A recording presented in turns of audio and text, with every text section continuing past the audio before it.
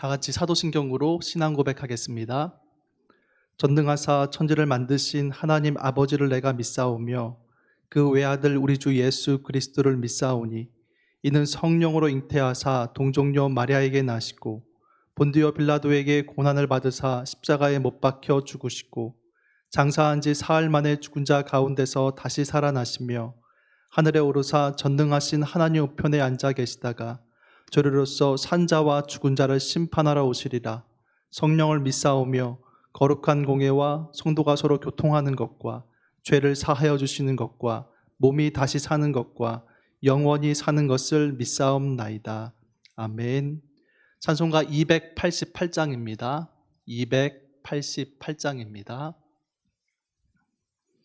예수를 나의 구주 삼고 성령과 피로써 거듭나니 이 세상에서 내 영혼이 하늘의 영광 누리도다.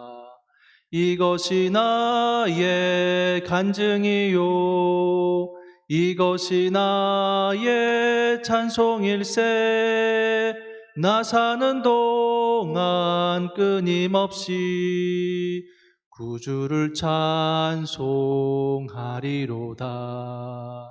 온전히 주께 맡긴 내 영 사랑의 음성을 듣는 중에 천사들 왕래하는 것과 하늘의 영광 보리로다. 이것이 나의 간증이요 이것이 나의 찬송일세. 나 사는 동안 끊임없이 구주를 찬송하리로다. 주 안에 기쁨 누림으로 마음의 풍랑이 잔잔하니 세상과 나는 간 곳 없고 구속한 주만 보이도다. 이것이 나의 간증이요 이것이 나의 찬송일세. 나 사는 동안 끊임없이 구주를 찬송하리로다.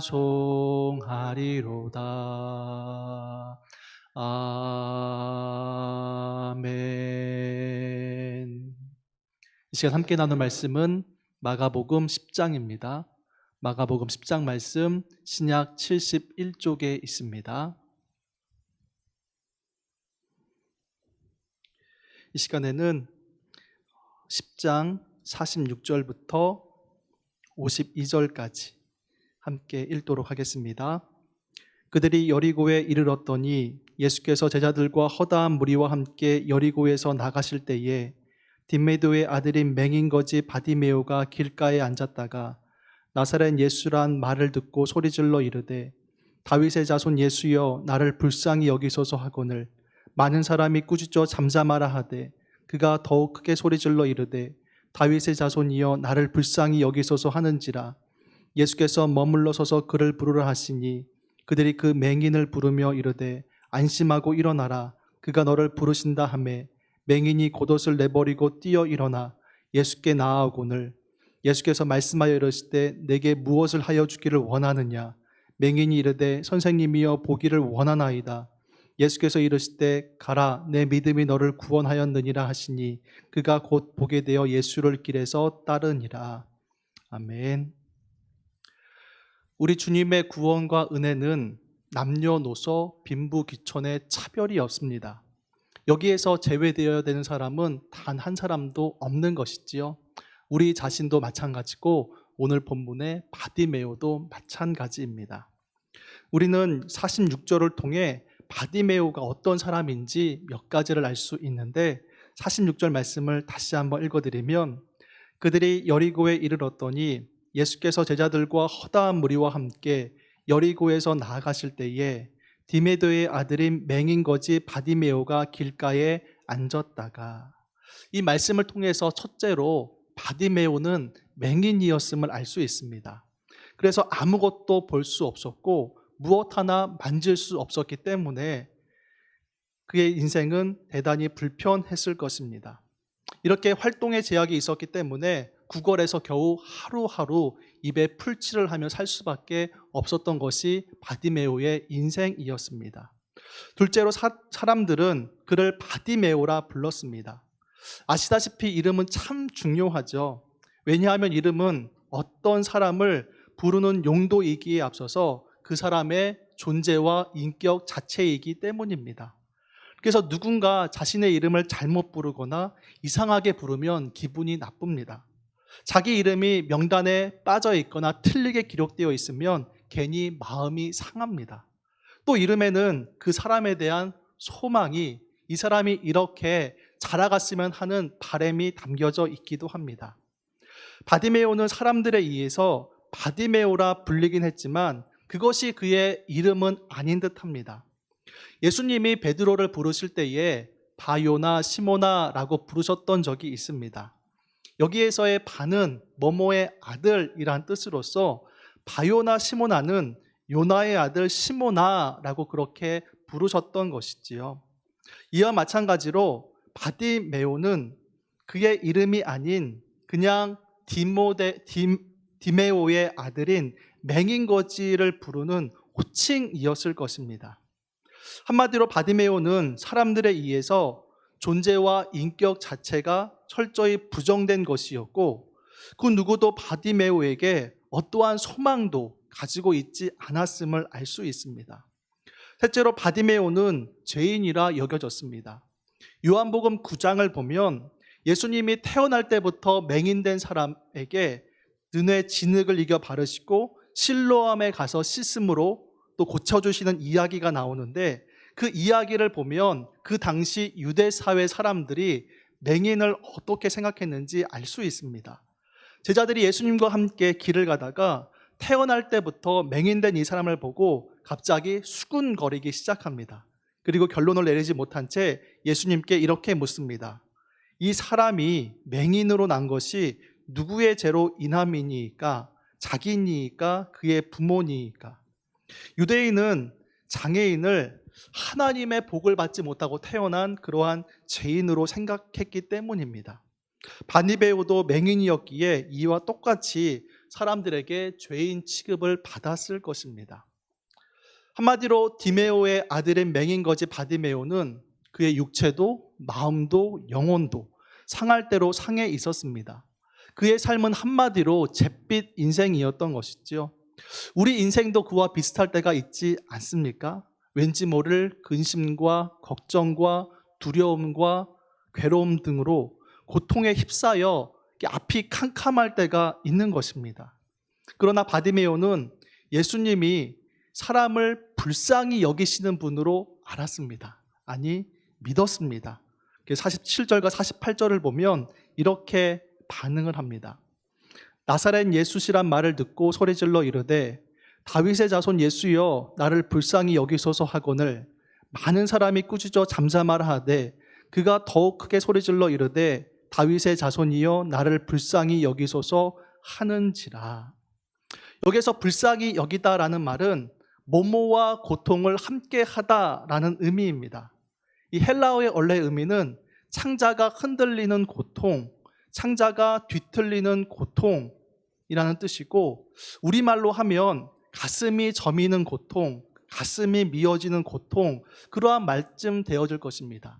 내가 느끼는 그 고통을 예수님이 동일하게 가슴 아파하시고 그 고통의 정도가 창자가 뒤틀리는, 가슴이 미어지고 가슴이 저미는 그러한 고통과 같다라는 것이지요. 예수님은 바디메오의 이 간절한 외침을 도저히 외면하실 수 없었습니다. 그래서 머물러 서서 그를 부르셨지요. 그러자 바디메오는 어떻게 하였나요? 겉옷을 내버렸습니다. 그 당시 겉옷은 낮에는 더위와 밤의 추위를 막아 주었습니다. 바디메오가 길거리에서 노숙을 했었다면 그의 겉옷은 그의 밤을 보호해 줄 수 있는 유일한 수단, 침낭의 역할을 했습니다. 그리고 거기에 그리고 거지들은 구걸할 때 돈을 받기 위해서 겉옷을 앞에 펼쳐 놓았기 때문에 동량받은 몇 푼의 돈까지도 가차없이 버려둔 것이었습니다. 바디메오의 이러한 이 모습은 우리가 읽지는 않았지만 17절부터 나오는 젊은 부자 관원의 이야기와 대조가 됩니다. 이 사람은 젊음, 건강, 권세, 재물 등 가질 것들은 다 가졌습니다. 그것을 가지고 있는 자체가 잘못은 아니었지요. 문제는 그것만으로는 영생을 받을 수 없다라는 것입니다. 예수님은 젊은 부자 간원에게 이렇게 말씀하십니다. 21절을 보시면 예수께서 그를 보시고 사랑하사 이르시되 내게 아직도 한 가지 부족한 것이 있으니 가서 내게 있는 것을 다 팔아 가난한 사람들에게 주라. 그리하면 하늘에서 보화가 내게 있으리라 하시고 와서 나를 따르라 하시니. 이에 젊은 부자 간원은 한 손에는 자기의 그 수많은 재물을, 또 한 손에는 자기가 따라야 할 예수님을 두고 번갈아 가면서 한참 저울질했던 것입니다. 그리고 중요한 선택에 그는 예수님이 아닌 재물을 선택했던 것이지요. 자신의 전 재산이라고 할 수 있는 겉옷을 버린 바디메오의 모습은 젊은 부자 간원의 모습과 완전히 비교가 됩니다. 가지고 있는 재산의 양은 분명히 달랐지만 각자에게 그 중요도는 똑같았을 것입니다. 그리고 바디메오는 뛰어 올랐습니다. 맹인이 뛰어 오른다는 것은 상당한 위험한 일이지요. 그러나 너무나 기쁜 나머지 그 기쁨을 주체하지 못하고 뛰어 올랐던 것입니다. 뛰어 올라 예수님 앞에 다가갔고 예수님은 그를 보시고 치유하여서 그가 보게 되었습니다. 예수님의 이러한 사람을 불쌍히 여기시는 모습, 긍휼히 여기시는 모습은 여기에서뿐만 아니라 사복음서 전반적으로 우리에게 보여주고 있습니다. 예수님이 이른 새벽에 그리고 늦은 밤에 무엇을 위해 그토록 기도하셨을까요? 불쌍히 여기시는, 긍휼히 여기시는 예수님은 수많은 영혼들을 위해 기도하셨을 것입니다.